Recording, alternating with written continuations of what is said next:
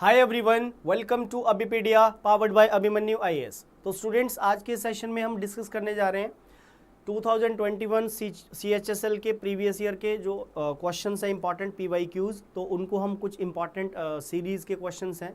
तो अगस्त मंथ में जो एग्ज़ाम्स हुआ था, ठीक है, आपका CHSL का, तो उसके कुछ इंपॉर्टेंट MCQs हम डिस्कस करेंगे, PYQs।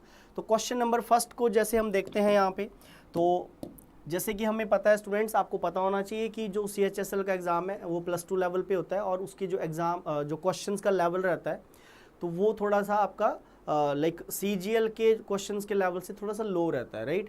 तो वही पैटर्न वही है, सेंटेंस इंप्रूवमेंट रहेगी, स्पेलिंग के क्वेश्चन रहेंगे, आपके स्पॉट द एरर के क्वेश्चन रहेंगे, देन वोकेबलरी रहेगी और आपका वन वर्ड भी रहेगा। तो जैसे कि पहला क्वेश्चन यहाँ पे सेंटेंस इंप्रूवमेंट, राइट। तो क्वेश्चन नंबर 1 आप एक बार रीड कर सकते हो। First of all you have to read the statement, then after आपको देखना पड़ेगा कि इस सेंटेंस में जो है अकॉर्डिंगली ये पार्ट जो बोल्ड किया हुआ है, टू अ सडनली स्टॉप, क्या इसको रिप्लेसमेंट बनेगी या फिर ये सेम रहेगा as it is. So my observation is that bringing a vehicle to a suddenly stop may cause a serious accident. अब दिस पर्टिकुलर जो बोल्ड पार्ट है आपको देखना पड़ेगा क्या इस बोल्ड पार्ट को रिप्लेसमेंट होगी या नहीं होगी। तो students, to a suddenly stop, ये जो एडवर्ब लगा रहा है बिल्कुल गलत लगाई जा रही है यहाँ पे, तो इसका जो नो इम्प्रूवमेंट है वो तो एलिमिनेट हो जाएगा। क्लियर। अब आपको देखना पड़ेगा क्या टू अ सडनली स्टॉपेज। अब स्टॉपेज करके जो वर्ड यूज कर रहा है बिल्कुल गलत यूज कर रहा है। सेकंड ऑप्शन में भी बोल रहा है टू अ सडन स्टॉपेज, तो ये भी इनकरेक्ट फॉर्म में लिखा गया है। तो फर्स्ट का जो राइट आंसर बनेगा that is option number 4th। So my observation is that bringing a vehicle to a sudden stop to a sudden stop may cause a serious accident। तो first का जो राइट आंसर होगा that could be option number 4th। Second statement आप देख सकते हो। तो second में बोल रहा है put much police on patrol doesn't provide a real solution to the problem of increasing violence, right.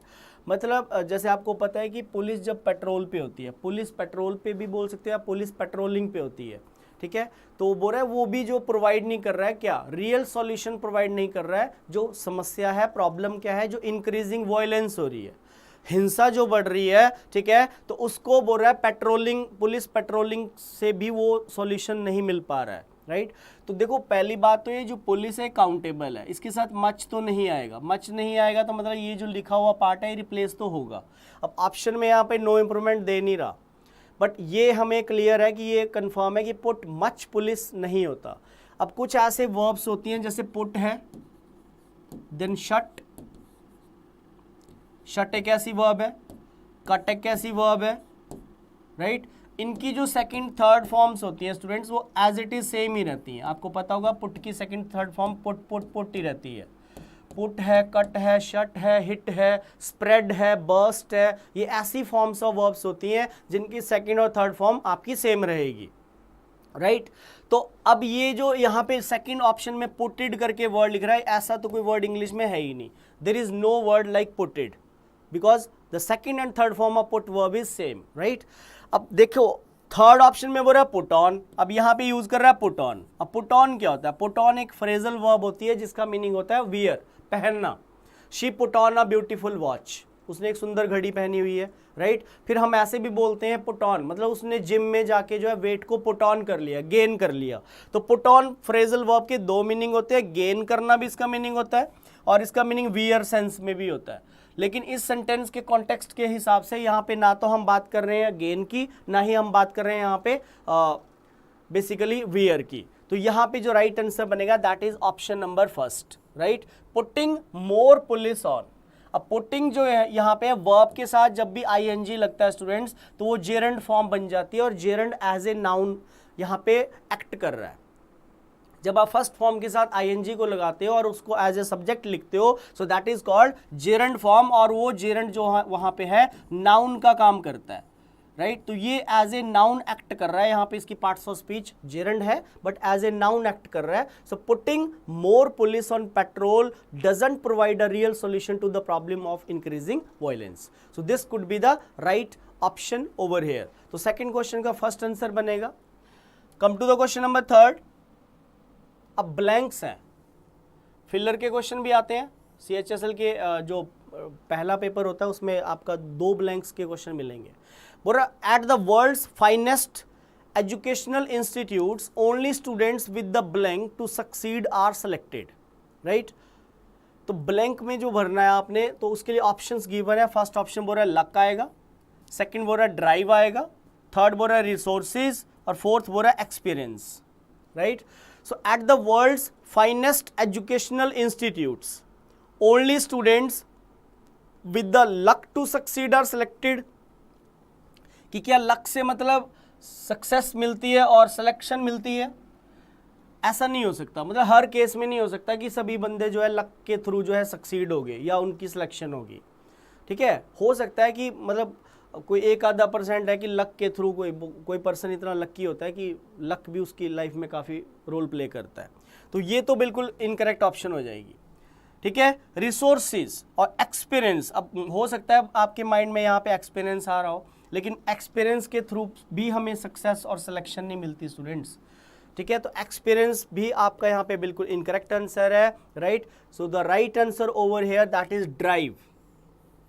Drive word का मीनिंग क्या है यहाँ पे? अब ये है, आपको वोकेबलरी आपकी अच्छी होनी चाहिए। ड्राइव का यहाँ पे जो मीनिंग बनेगा students, that is basically inner desire, या we can say internal determination. Internal determination होती है,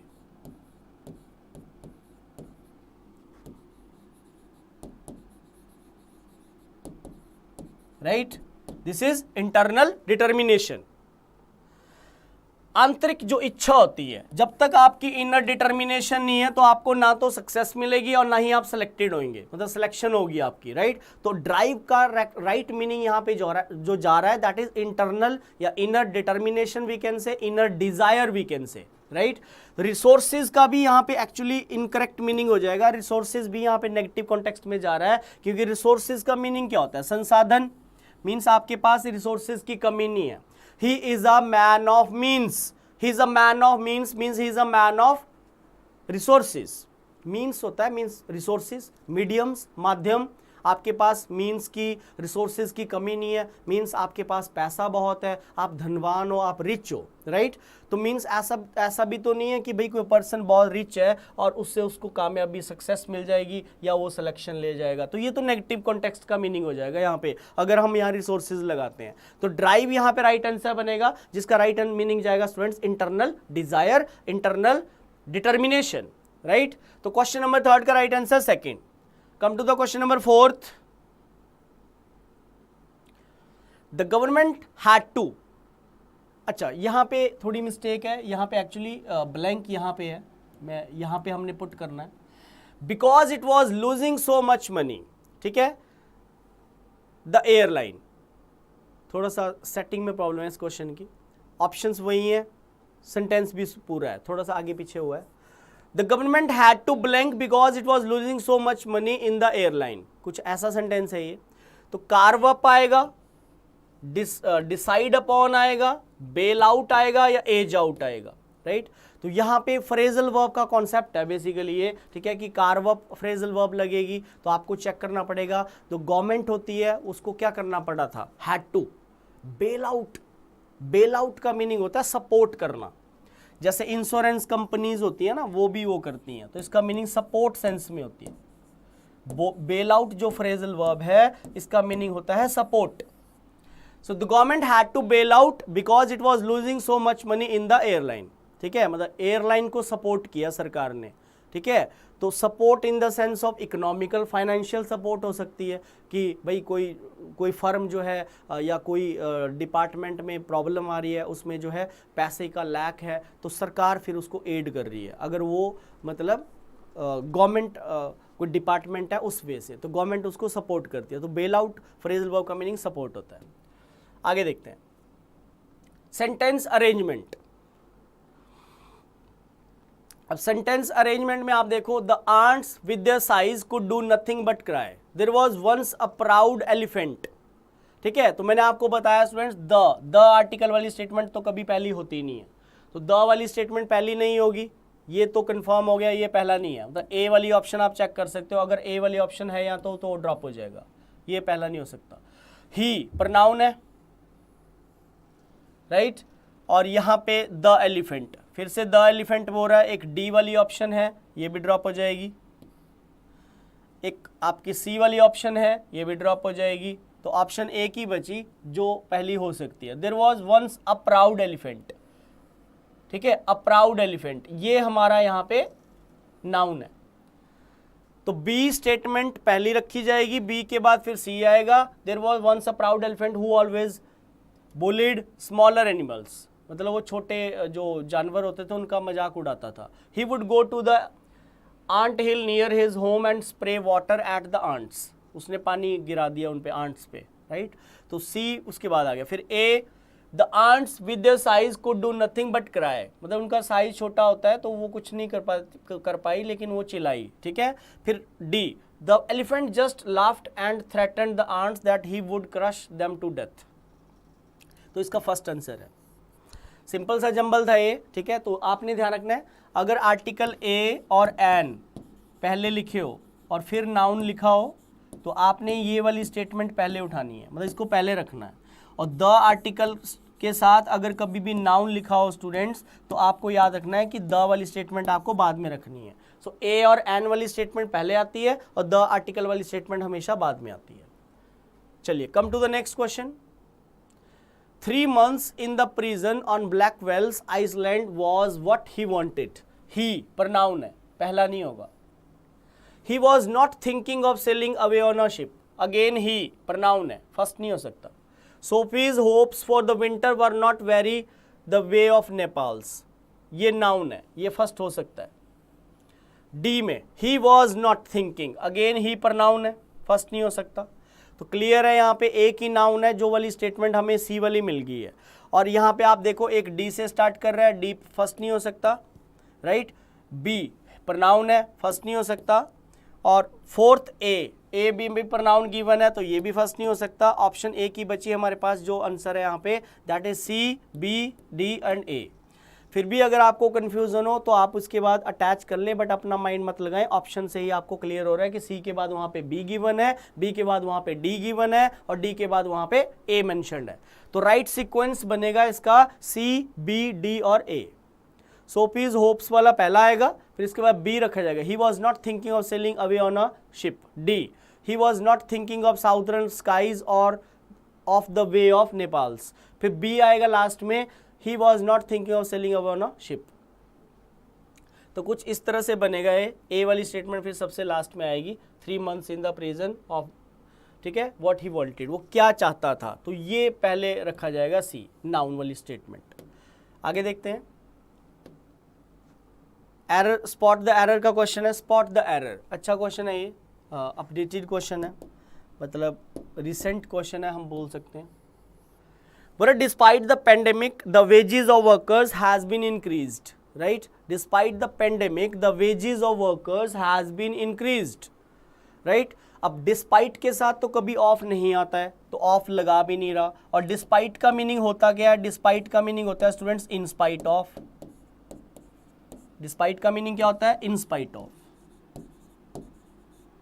in spite of, ठीक है। इन स्पाइट ऑफ होता है बट डिस्पाइट के ऑफ नहीं आता। आगे बोल रहा है the wages of workers has been increased. अब इस सेंटेंस का जो कॉन्सेप्ट है ना उसको आप देखो। कॉन्सेप्ट ये है, जैसे कि मैं यहाँ 2 सेंटेंस लिख रहा हूँ। If I say the wages of sin is oblique are death, पहला क्वेश्चन। सेकंड मैंने लिखा the wages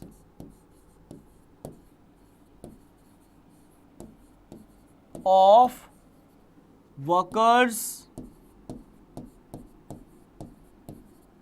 the wages of workers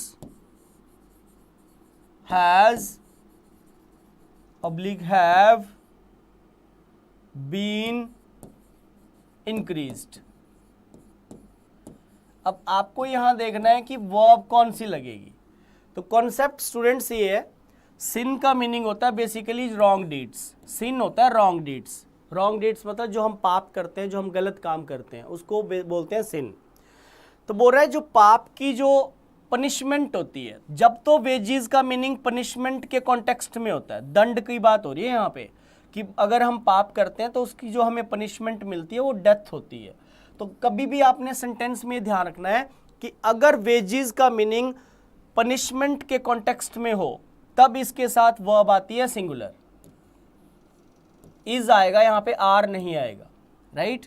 लेकिन सेकंड सेंटेंस में जो द वेजेस का कॉन्टेक्स्ट यहाँ पे चल रहा है, क्या यहाँ पे वेजेस का मीनिंग वर्कर्स की पनिशमेंट की बात हो रही है? नहीं। सेकंड सेंटेंस में वर्कर्स की जो मजदूरी है, उनकी जो पगार है, सैलरी की बात कही जा रही है कि वर्कर्स पूरा दिन काम करते हैं और उनकी जो मजदूरी बनती है, ठीक है। तो जब तो यहाँ पे बात सैलरी के कॉन्टेक्स्ट में होती है, ठीक है, हम बोल सकते हैं कि उनकी जो मजदूरी के कॉन्टेक्स्ट में बात होती है, ठीक है, तब वर्ब हमेशा जो है प्लूरल आती है, ये ध्यान रखना, राइट। तो दो बातें हैं यहाँ पे, अगर सेंटेंस सिन के कॉन्टेक्स्ट में पनिशमेंट की बात कर रहा होगा तो वेजेस के साथ helping verb you have to use singular, but अगर वो बात वेजेस की मजदूरी, दिहाड़ी या वी कैन से जो उनकी पगार होती है, सैलरी होती है वर्कर्स की, उसके कॉन्टेक्स्ट में बात करेगा, then you people have to use plural verb, right. तो यहाँ पे हमें आंसर मिल चुका है। डिस्पाइट द पेंडेमिक, बोल रहा है पेंडेमिक होने के बावजूद भी, ये जो अभी पेंडेमिक जो कोरोना वायरस फैला था, द वेजेस ऑफ वर्कर्स, अब वर्कर्स की यहाँ पे सैलरी की बात कही जा रही है, तो आगे जो हैज लगाया जा रहा है वो बिल्कुल एब्सोल्युटली इनकरेक्ट होगा। हैज तो सिंगुलर वर्ब होती है, जबकि हमें यहाँ पे लगाना पड़ेगा प्लूरल, तो यहाँ पे आएगा स्टूडेंट्स हैव, राइट। तो ऑप्शन नंबर थर्ड इसका राइट आंसर बनेगा इस क्वेश्चन का। Come to the question number 8th। No sooner did the sun rise when we took a hasty breakfast and resumed the journey. ये तो डायरेक्ट क्वेश्चन, मतलब direct rule वाला question है, कोई ज़्यादा इसमें बात है नहीं। कंजंक्शन का ये कॉन्सेप्ट है, राइट। जैसे कि हम कनेक्टर्स पढ़ते हैं तो हमें पता है कि जो ईदर होता है उसके साथ हम और लगाते हैं, राइट। तो नीदर होता है उसके साथ हम नॉर लगाते हैं, फिक्स्ड कॉन्सेप्ट है ये, तो इसमें तो आपको दिक्कत नहीं होनी चाहिए। तो आपको पता होना चाहिए कि ये जो सूनर है ये डिग्री है, कंपैरेटिव डिग्री ऑफ एडजेक्टिव है ये, और इसके साथ सूनर के साथ कभी व्हेन नहीं आता। जैसे टॉलर दैन होता है वैसे सूनर दैन होता है, तो आंसर बनेगा हमारा इसका सेकेंड, राइट। तो व्हेन को ड्रॉप करें और यहाँ पे लगाएं दैन। नो सूनर का जो पेयर होता है वो दैन होता है, कंजंक्शन।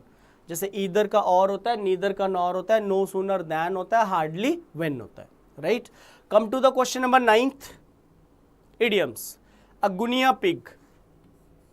अब इडियम्स का तो कोई एंड नहीं है, ये जितने ज़्यादा आप करोगे उतने ही आपको कम लगेंगे हमेशा। वोकेबलरी आप जितनी ज़्यादा पढ़ोगे हमेशा कम लगेगी, ठीक है। तो ये चीज़ें कभी भी हमें इस पर 100% परफेक्शन तो आ नहीं सकती इन चीज़ों में, लेकिन फिर इसका मतलब ये नहीं है कि हम करें ही ना, ठीक है। तो वी शुड इम्प्रूव, राइट। हमें अपने अंदर इंप्रूवमेंट लेके आनी है, ज़्यादा से ज़्यादा इडियम्स का नॉलेज हमें अपना बिल्ड करना है। A guinea pig, a dependable source of income, a gift to someone who doesn't appreciate it or has no use for it, someone or something used as the subject of experiment, the most important person in a group or company। तो fourth incorrect है, second incorrect है, first incorrect है, right answer है third.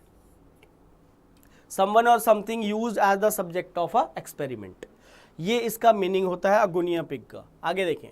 To get into hot water, question number 10th, important question है, simple question है। To get into hot water होता है मतलब basically to have a hot bath, to keep warm, to get into trouble या to get drowned. डूब जाना होता है? नहीं। वार्म रहना होता है, खुद को वार्म रखना, गलत। To have a hot bath लेना होता है? नहीं। इसका मीनिंग होता है students, to get into hot water होता है खुद को मुसीबत में डाल लेना, to get into trouble. Next, opposite words, antonyms देने हैं, राइट। सो कैप्टिवेट, कैप्टिव, एक कैप्टिव वर्ड होता है, कैप्टिवेट होता है, ध्यान रखना आपने। कैप्टिव जो वर्ड होता है ये नाउन फॉर्म होती है और इसका मीनिंग होता है होस्टेज बनाना, किसी को बंधक बना लेना, होस्टेज, राइट। जैसे हाईजैक वगैरह होता है ना, तो होस्टेज बना लेते हैं, बंदी बना लेते हैं उनको, जो पैसेंजर्स होते हैं। प्लेन हाईजैक की कई मूवीज भी बनी है, आपको पता है। तो captive is a noun which means hostage, but captivate is a verb, like captivate, captivated, captivated, so this is the verb form। और verb जब इसकी पार्ट्स ऑफ स्पीच जब चेंज होती है तो इसका मीनिंग भी बदल जाता है। कुछ ऐसे वर्ड्स होते हैं जिनकी पार्ट्स ऑफ स्पीच बदलने से नाउन में कुछ और मीनिंग देगा, एज ए वर्ब वो कुछ और मीनिंग देगा। सो कैप्टिवेट का मीनिंग होता है स्टूडेंट्स अट्रैक्ट करना। तो charm is also attract, enchant is also attract. Enchant और fascinate both are similar to each other. Fascination, fascinate करना भी वही होता है किसी को अपनी तरफ अट्रैक्ट करना, ठीक है। तो इन तीनों वर्ड्स का मीनिंग सेम है, जिसका मीनिंग मैंने यहां लिख दिया अट्रैक्ट करना, टू अट्रैक्ट समवन, राइट। अब क्योंकि ये तो सिमिलर वर्ड्स हो जाएंगे तो रिपेल आएगा इसका आंसर, और रिपेल का मीनिंग होता है बेसिकली डिसलाइक, हेट, नफरत। Dislike we can say, abomination we can say, disgust we can say. जैसे नॉर्मली हम बोलते हैं हाउ डिसगस्टिंग। डिसगस्ट वर्ड क्या करता है स्टूडेंट्स? डिसगस्ट वर्ड आपकी नफरत को बताता है, हेट को बताता है, डिसगस्ट, ठीक है जी। तो ये हमारा हो गया। Come to the question number 12th, mobile. अच्छा वर्ड है, सिमिलर दे रहे हैं अभी हम, ध्यान रखना आपने, सॉरी ऑपोजिट दे रहे हैं, एंटोनिम्स दे रहे हैं, तो ऑपोजिट दे रहे हैं। तो मोबाइल का ऑपोजिट क्या होगा? ठीक है, मोबाइल का मीनिंग क्या होता है स्टूडेंट्स? मूविंग। जो चीज ना मोशन में होती है, मूविंग में होती है, उसको मोबाइल बोलते हैं। तो फिर इसका ऑपोजिट क्या होगा? डिलाइटफुल नहीं, कॉन्टेक्स्ट से बाहर है। डिस्टिंक्ट, कॉन्टेक्स्ट से बाहर है। एक्सपेंसिव, कॉन्टेक्स्ट से बाहर है। इसका राइट आंसर जाएगा स्टैटिक। और स्टैटिक होता है जो चीज एक जगह जो है क्या है, बेसिकली स्थिर है। एक्सपेंसिव आपको पता है कॉस्टली होता है। तो 12th का राइट आंसर फर्स्ट बनेगा ऑपोजिट। अब हमें देना है वन वर्ड सब्सटीट्यूशन। बोले a person whose job is to treat and care for people's feet. एक ऐसा बंदा होता है जिसकी जॉब क्या होती है? लोगों के फीट की केयर करना, मतलब पैरों की केयर करना। तो क्या उसको हम बोलते हैं आइकोनोक्लास्ट? आइकोनोक्लास्ट तो होता है इमेज ब्रेकर। एक ऐसा पर्सन होता है जो मतलब रूल्स रेगुलेशन को ब्रेक कर देता है, ठीक है। इमेज को, छवि को ब्रेक करने वाला, इमेज ब्रेकर को आइकोनोक्लास्ट बोलते हैं। ये भी आ जाता है एग्जाम में कई बार, ध्यान रखना आपने। इमेज ब्रेकर लिख दिया मैंने, इट मीन्स इमेज ब्रेकर। पीरियोडोंटिस्ट, ये वो बंदा होता है जो जॉज, जो हमारा ये जबड़ा है ना, जिसको जॉज बोलते हैं, उसकी ट्रीटमेंट करता है। तो लिख लें, ट्रीटमेंट ऑफ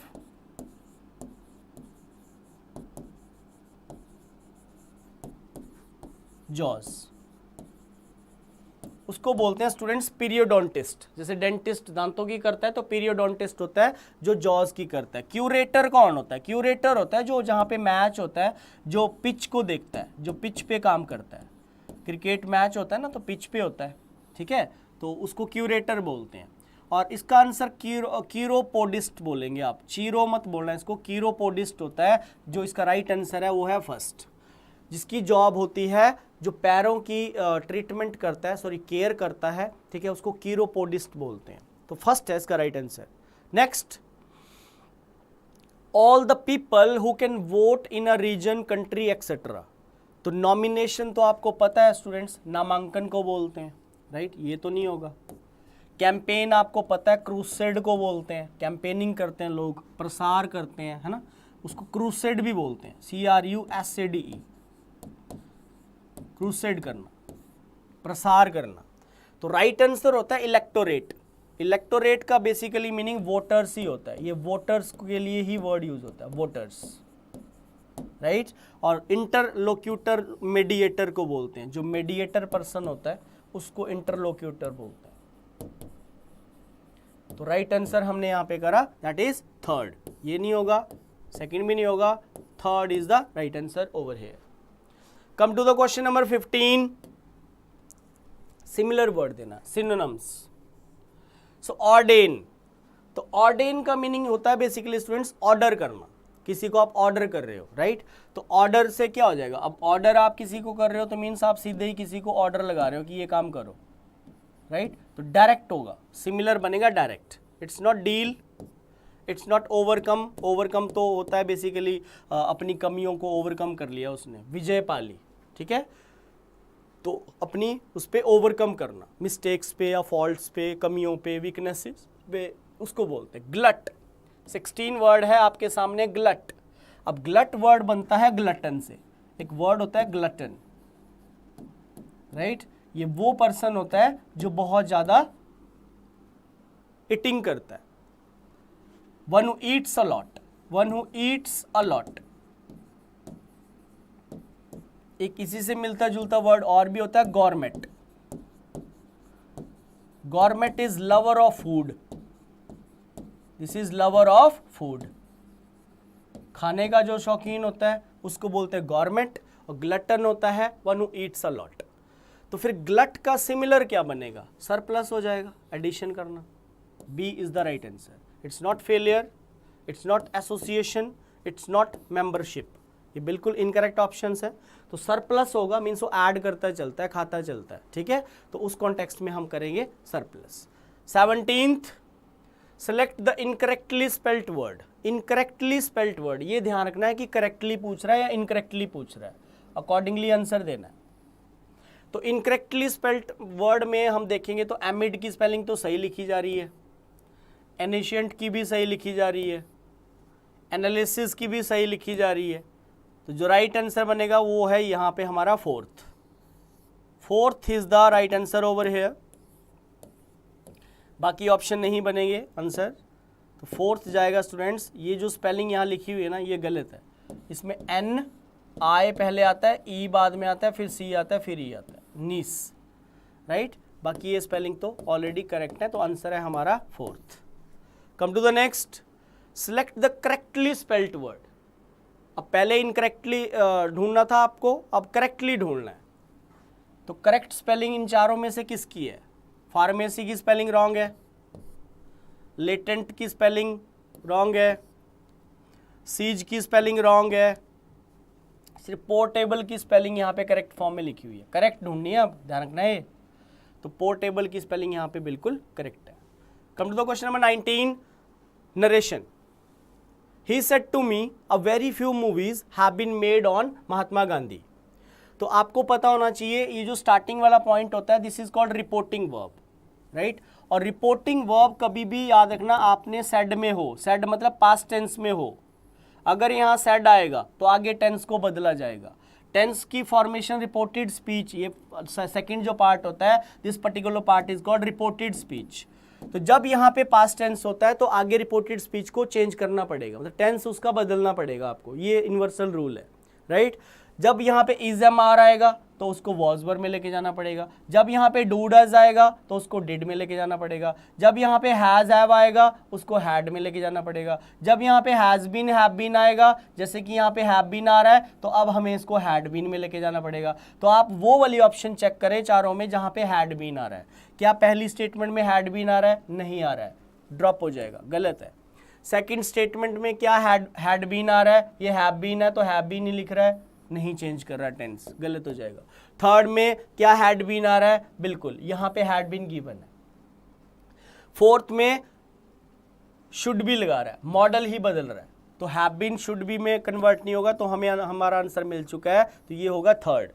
तो सेड टू मी टोल्ड में जाएगा, he told me that, inverted commas को हटा के दैट लगेगा, a very few movies had been made on Mahatma Gandhi. मतलब यहाँ पे स्टूडेंट्स प्रेजेंट की जो हैपनिंग होती है उसको हमेशा पास्ट टेंस में लेके जाना पड़ता है, ठीक है। प्रेजेंट का एक्शन पास्ट में जाता है इनडायरेक्ट स्पीच में, ये आपको याद रखना है। कंडीशन एक ही है, यहाँ पे सेड होगा तो टेंस बदले जाएंगे।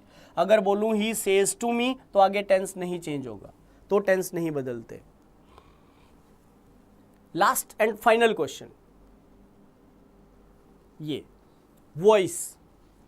तो एक वॉइस का क्वेश्चन भी रहता है और एक आपका नरेशन का क्वेश्चन भी रहता है सीएचएसएल के प्रीलिम्स में, मतलब टीयर 1 में, अगर हम टीयर 1 की बात करते हैं। तो बोला a poster on independence day was being made by Avika. अब हम यहाँ पे देख रहे हैं वाज आ रहा है, बीइंग आ रहा है और मेड आ रहा है। Was being made, right. तो ये ऑलरेडी पैसिव वॉइस में है, already this particular statement is already in passive voice, ठीक है। अब वॉइस बदलने को आती है, वो एक्टिव से पैसिव भी हो सकता है, पैसिव से एक्टिव भी हो सकता है। आपकी रूल रेगुलेशन यहाँ पे क्लियर होने चाहिए, आपको आइडेंटिफाई करना आना चाहिए whether the statement is going in active voice और इन पैसिव वॉइस, अकॉर्डिंगली आपको आंसर हिट मारना पड़ेगा। अब यहाँ पे वॉज के साथ बीइंग आ रहा है तो हमें पता लग रहा है कि ये ऑलरेडी पैसिव वॉइस में है, ठीक है। जब ये पैसिव वॉइस में है तो क्या हम इसको ऐसे बोलेंगे a poster was making, a poster was making, illogical, incorrect हो जाएगा। इंडिपेंडेंस डे वॉज मेकिंग, क्या इंडिपेंडेंस डे बना रहा था पोस्टर को? Illogical. Avika was making a poster, क्योंकि हमें पैसिव से, ये ऑलरेडी पैसिव वॉइस में है सेंटेंस जो दिया हुआ ऊपर, हमें एक्टिव वॉइस बनाना है और पास्ट कॉन्टिन्यूस में पैसिव है, तो Avika was making a poster on independence day, third इसका राइट आंसर जाएगा। फोर्थ क्यों नहीं जाएगा? क्योंकि यहाँ पे टेंस में गड़बड़ कर रहा है ये सेंटेंस फोर्थ सही, लेकिन यहाँ इज लगा रहा है, जबकि पैसिव वॉइस जो हमें गिवन है ऊपर वो पास्ट कॉन्टिन्यूस टेंस की है, जबकि ये प्रेजेंट कॉन्टिन्यूस है, तो आंसर है हमारा थर्ड। तो इसका जाएगा स्टूडेंट्स क्वेश्चन नंबर 20 का जो राइट आंसर बनेगा that is option number third, right. तो this is all about in today's session, right. Further हम और कुछ इंपॉर्टेंट क्वेश्चंस डिस्कस करेंगे नेक्स्ट क्लास में। तो आज के इस सेशन में इतना रहेगा students. Thank you very much, take care.